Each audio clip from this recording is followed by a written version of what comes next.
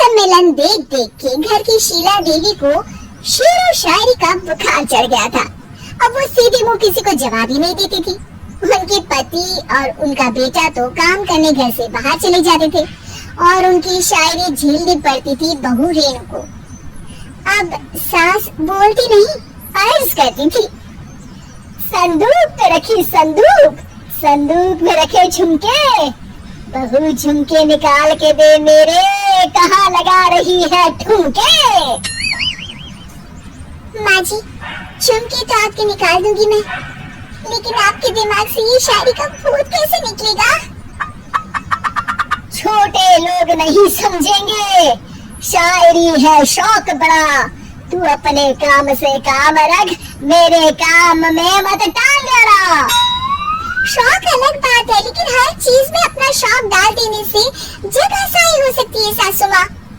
अरे मैं हूँ एक नंबर कलाकार, कोई ऐसी वैसी बला नहीं, तुम घर के कामों में उलझी, समझोगी मेरी कला नहीं। ठीक है माँ जी, आप नहीं समझती तो कोई बात नहीं, लाओ मैं आपके झुमके ही निकाल कर दे देती हूँ।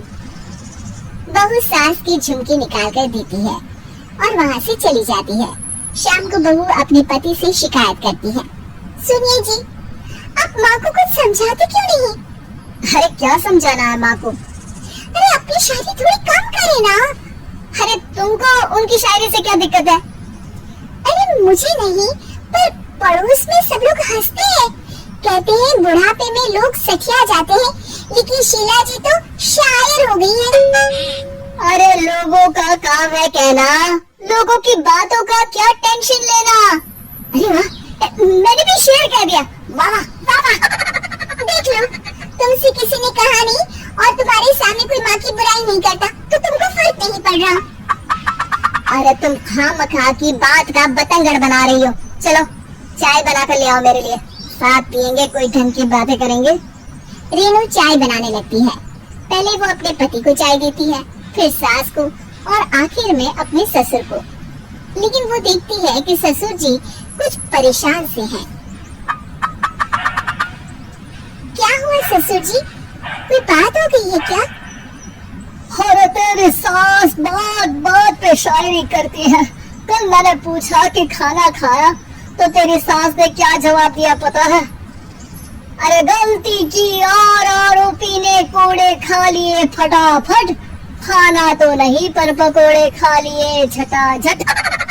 अब बता क्या जवाब दूं इस बात का?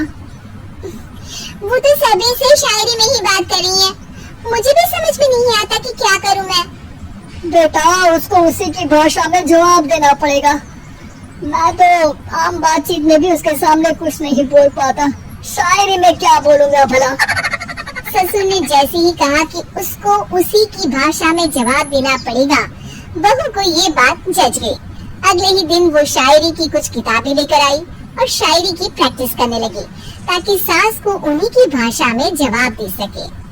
उसने दिन रात एक कर दिए। एक दिन सब साथ में बैठकर टीवी देख रहे थे, तभी रेणु सबके लिए बिरयानी बनाकर लाती है, लेकिन सास को बिरयानी भाती नहीं। कौवा करता काऊ काऊ, चिड़िया बोलती ची ची, इतना खराब बिरयानी बनाई है कि मुंह से निकले छी छी।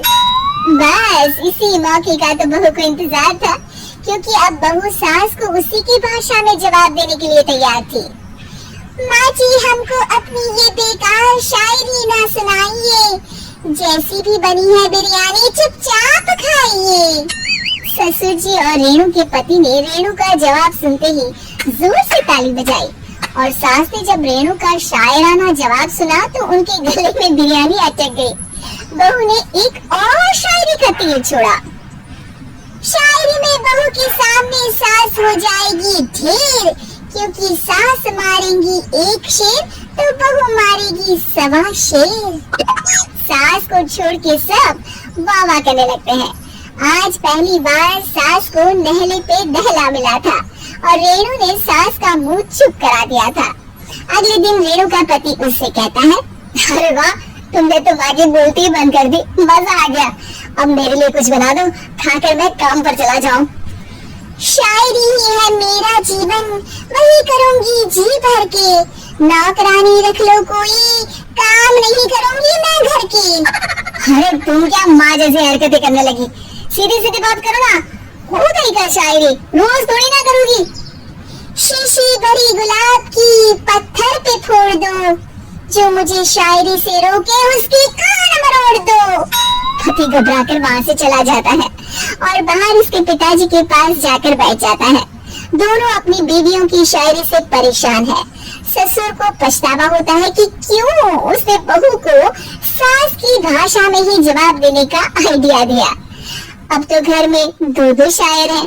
दोनों एक साथ दुखी स्वर में कहते हैं, हम दोनों की ही बेड़ियां जब से शायर हो गई है, क्या बताए जिंदगी एक फटा हुआ टायर हो गई है।